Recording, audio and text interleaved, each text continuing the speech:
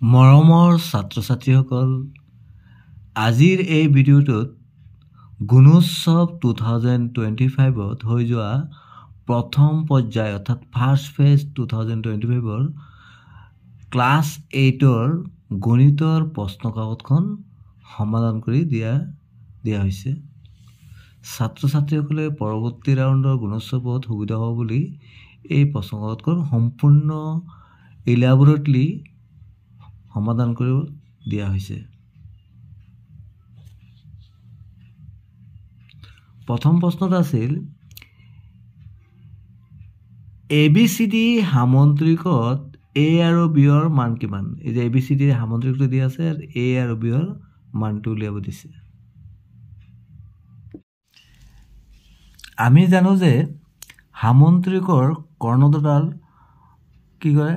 পৰস্পৰ সমদ্বিখণ্ডিত কৰে। সমদ্বিখণ্ডিত মানে কি? যেনেকৈ এই যে AC কৰ্ণটো আছে, এইটো সমদ্বিখণ্ডিত কৰিছে, তাৰমানে AO সমান CO, আৰু এই BD কৰ্ণডালে সমদ্বিখণ্ডিত কৰিছে, তাৰমানে BO সমান DO। আমি যদি এইদৰে লিখোঁ, ABCD সামন্ত্ৰিকৰ, যিহেতু ABCD সামন্ত্ৰিকৰ কৰ্ণ দুডাল পৰস্পৰ সমদ্বিখণ্ডিত কৰিছে, সেইকাৰণে কি হ'ব? AO সমান হ'ব CO, আৰু BO সমান হ'ব DO।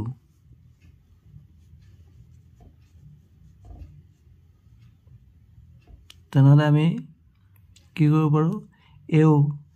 AOৰ মানটো কিমান আছে? 14, আৰু COৰ মানটো কি আছে? 2A। তেনেহ'লে আমি কি লিখিব পাৰোঁ? 2A = 14। তাৰমানে A = কিমান হ'ল? 14/2। 7 × 2 = 14, 7 পালোঁ। তাৰমানে A ৰ মানটো কিমান পালোঁ? 7। আৰু সেইদৰে আমি আকৌ কি পালোঁ? BO সমান DO। তেনেহ'লে আমি BO কিমান আছে? 3B। 3B সমান কি আছে? 15। তেনেহ'লে আমি কি কৰিব পাৰোঁ? B = কি লিখিম আমি? 15/3। 3 × 5 = 15। তাৰমানে কি পালোঁ? A ৰ মানটো পালোঁ 7, আৰু B ৰ মানটো পালোঁ 5।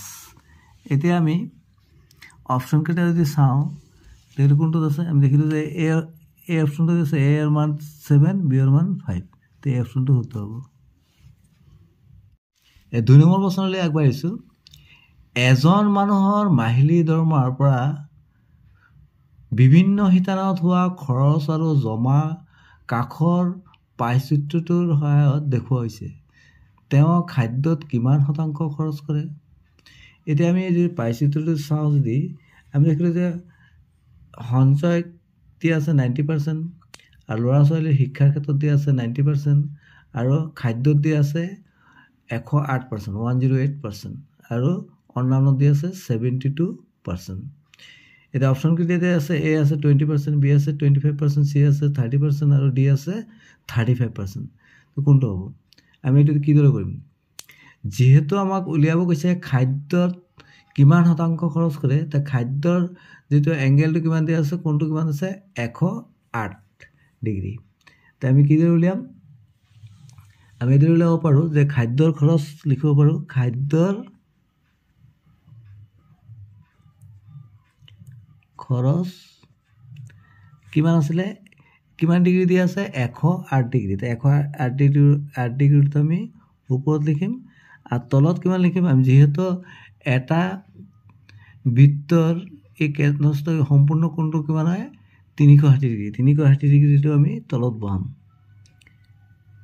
আৰু ইনটু, যিহেতু পাৰ্চেণ্টেজ উলিয়াম, আমি 100% লিখি দিছোঁ। এতিয়া আমি কি কৰিম? আমি কটাকটি কৰি লওঁ। কিদৰে কৰিম? আমি এই শূন্যৰ লগত তলৰ যিটো শূন্য আছে, এই শূন্যটোৰ লগত এই শূন্যটো কাটি দিলোঁ। এতিয়া আমি জানো যে 36ক আমি যদি 3 বাৰ পূৰণ কৰোঁ, তেনেকৈ কি হ'ব? 108 পাওঁ, 3 হ'ব। তাৰমানে 3 × 6 = 18, 1 3 3 × 9 10। তাৰমানে 3 লগত যদি 10 পূৰণ কৰি আমি কিমান পালোঁ? 30%। তেনেহ'লে আমি অপশ্যনকেইটাত দেখিলোঁ যে C অপশ্যনটোত কি আছে? 30%। C অপশ্যনটো শুদ্ধ হ'ব। 3 নম্বৰ প্ৰশ্নলৈ আগবাঢ়িলোঁ। 3 নম্বৰ প্ৰশ্নটো আছে, তলৰ কোনকেইটা সংখ্যাই পাইথাগোৰীয় ত্ৰিতয় বুজায়? পাইথাগোৰীয় ত্ৰিতয় মানে কি? আমি জানো যে পাইথাগোৰাছৰ তৃতীয় হ'ল এইদৰে হয়, যেনেকৈ a square plus b square equal to কি হ'ব c স্কোয়ার। তেনেহ'লে আমি যদি এইটো প্ৰথমটো যদি ধৰোঁ, এইটো কি হ'ব 3 স্কোয়াৰ। 3 স্কোয়াৰ কৰিলে কি হ'ব 3 × 9, 4 স্কোয়াৰ 4 স্কোয়াৰ 4 স্কোয়াৰ 16। আমি যদি এইদৰে কৰোঁ 3 square plus 4 square equal to 6 square লিখোঁ, তেনেকৈ 3 × 9, 4 স্কোয়ার 16 সমান 6 স্কোয়ার 36। তো আমি দেখিলোঁ 9 + 16 যোগ কৰিলে কিমান হ'ব? 9 × 25 হ'ব, হয় নাই? Equal to 36। এটা সমান নাই হোৱা, এইটো নহ'ব। আৰ পিছৰটো যদি আমি দেখোঁ 5 × 5 = 25, 6 × 6 = 36, 8 × 8 = 64। তো এইটো আমি দেখিলোঁ 25-ৰ লগত যদি আমি 36 যোগ কৰি কিমান 6 × 5 = 11, 3 × 2 = 5, 6, 61 হ'ল। এটাও সমান নহ'ল, এটাও নহ'ব। তাৰপিছত আমি যদি এইটো দেখোঁ 7 × 7 = 49 আৰু 8 × 8 = 64, 11-ৰ লগত 11 গুণ কৰিলে 121। এইটো হয় নেকি? 6 × 9 = 13, 6 × 10 = 11 ইকুয়াল টু 121 হোৱা নাই, সমান হোৱা নাই। তো আমি শেষৰটো দেখোঁ 6, এইটো যদি আমি দেখোঁ 6 square plus 8 square equal to 10 square. তো 6 × 6 = 36, 8 × 8 = 64 ইকুয়াল টু 10 পূরণ করে 10 × 100। আমি দেখিলোঁ 36-ৰ লগত যদি 64 যোগ কৰোঁ, তেনেকৈ কিমান পাওঁ আমি? 100 পালোঁ। এটা সমান হৈছে, তাৰমানে এইটোৱে হ'ল তৃতীয়। তেনেহ'লে কোনটো হ'ব? তলৰ কোনকেইটা সংখ্যাই পাইথাগোৰীয় তৃতীয় বুজাইছে? তেনেহ'লে আমি দেখিম 6, 8 আৰু 10 এইটো শুদ্ধ হ'ব। 4 নম্বৰ প্ৰশ্নলৈ আগবাঢ়িলোঁ। এটা আয়তাকৃতিৰ চৌবাচ্চাৰ ভিতৰৰ দিশ 6 মিটাৰ, প্ৰস্থ 2 মিটাৰ আৰু উচ্চতা 1 মিটাৰ হ'লে চৌবাচ্চাটোত কিমান লিটাৰ পানী ধৰিব? ইয়াত দিয়া আছে 1 ঘনমিটাৰ সমান 1 লিটাৰ। তেনেহ'লে আমি অংকটো কৰোঁ। আমি কি কৰিব লাগিব? আয়তাকৃতিৰ চৌবাচ্চাটো প্ৰথমে আমি ঘনফল উলিয়াব। ঘনফলৰ সূত্ৰটো হ'ল দৈৰ্ঘ্য প্লাস প্ৰস্থ প্লাস উচ্চতা। তেনেহ'লে আমি দৈৰ্ঘ্যটো কিমান পাইছিলোঁ? দৈৰ্ঘ্যটো পাইছিলোঁ 6 মিটাৰ, 6 পূৰণ প্ৰস্থটো পাইছিলোঁ 2 মিটাৰ, 2 পূৰণ আৰু উচ্চতাটো 1 মিটাৰ। তো কিমান হ'ব? 6 × 12, 12 × 12, 12 ঘন মিটাৰ। যেহেতু আয়তন উলিয়ালোঁ, তা ইয়াতে আমি জানো যে 1 ঘনমিটাৰ সমান 1 লিটাৰ। তেনেকৈ কি কৰিম? আমি 12ৰ লগত যদি আমি 1000ৰে পূৰণ কৰি দিওঁ, তেতিয়াহ'লে কি পাই যাম? আমি লিটাৰ পাই যাম। তেনে কিমান হ'ব? 12,000 লিটাৰ। তো কোনটো অপশ্যনত 12,000 লিটাৰ আছে? এইটো আছে 12, এইটো আছে 1200, এইটো 12,000 লিটাৰ। চি অপশ্যনটো উত্তৰ হ'ব। ইয়াৰ পিছৰ প্ৰশ্ন 5 নম্বৰটো আছিলে 2/3x² - 5 হোল স্কোৱাৰৰ মান কিমান?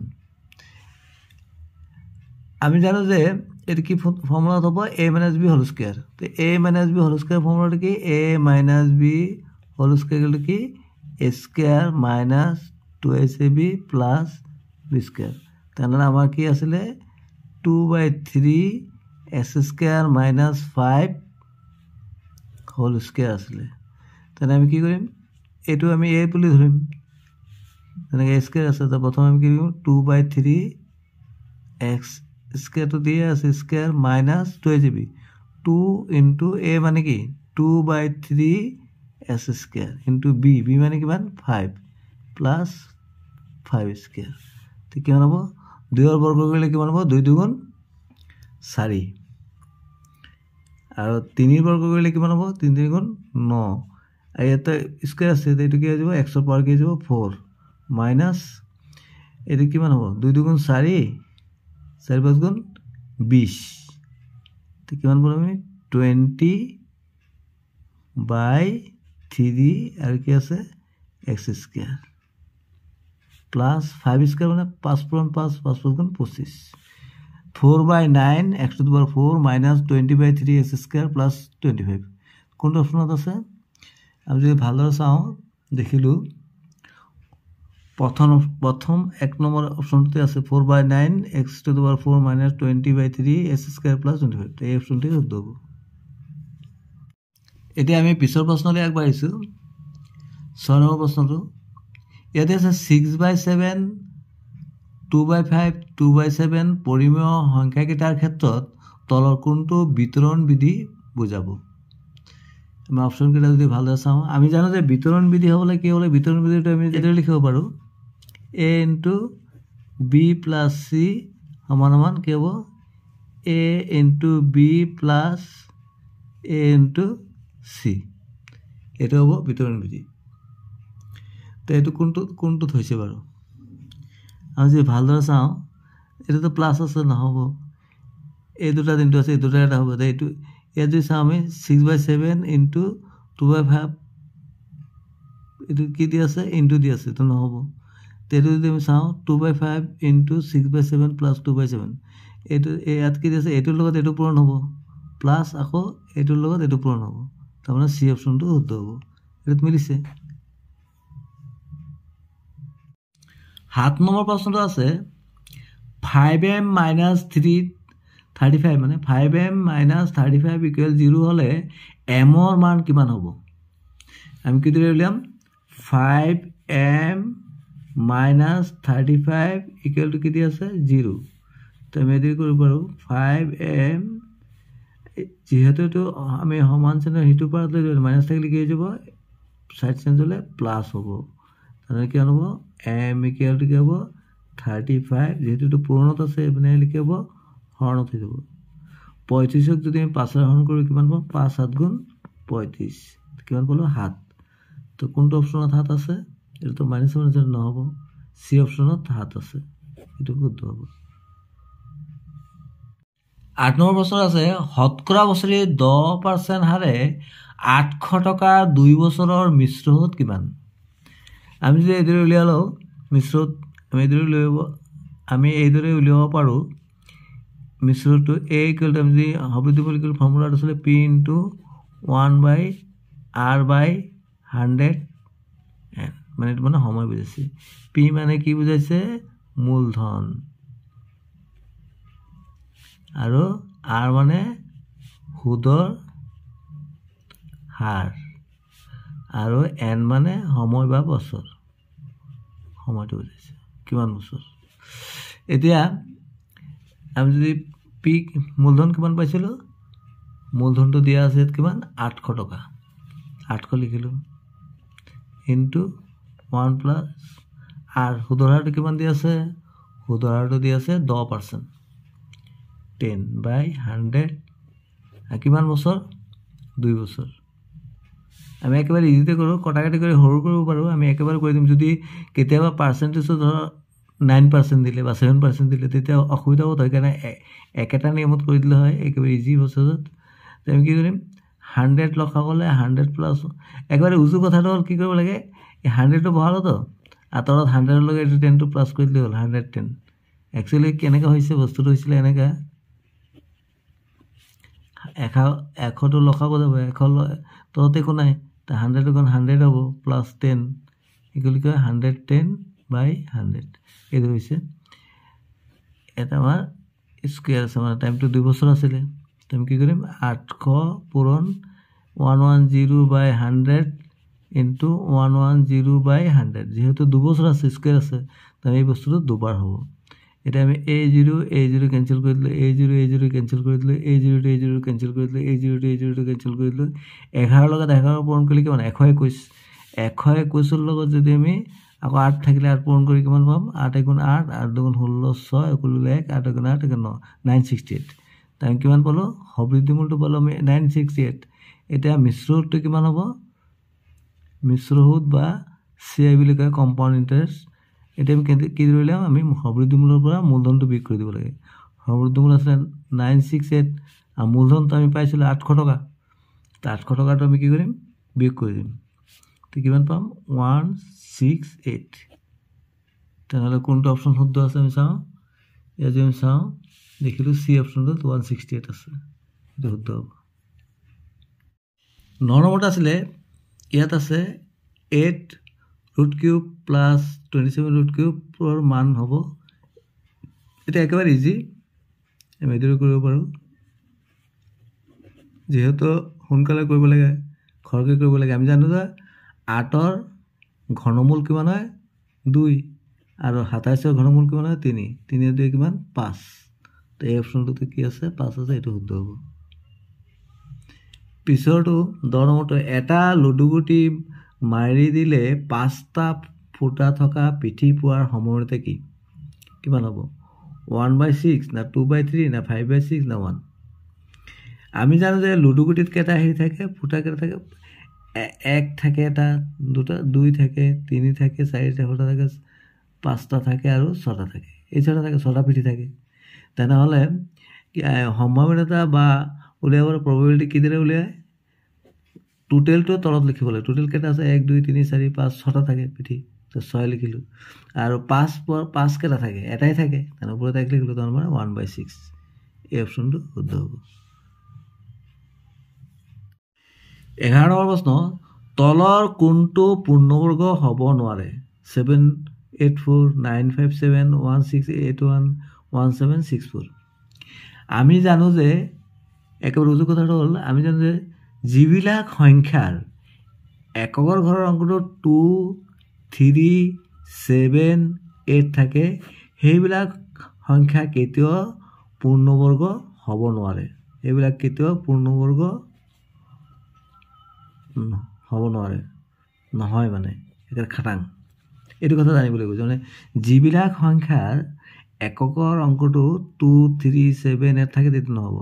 আৰু 0 1 4 5 6 9 সেইবিলাক থাকিলে হ'ব, কিন্তু তাতো 2 এটা নহ'ব পাৰে। কিন্তু তাৰমানে 2 3 7 একেবাৰে যোগ কথাটো হ'ল 2 3 7 8 যদি এককৰ ঘৰ থাকে, এককৰ অংকটো, তেতিয়াহ'লে সেই সংখ্যাটো কেতিয়াও পূৰ্ণবৰ্গ হ'ব নোৱাৰে।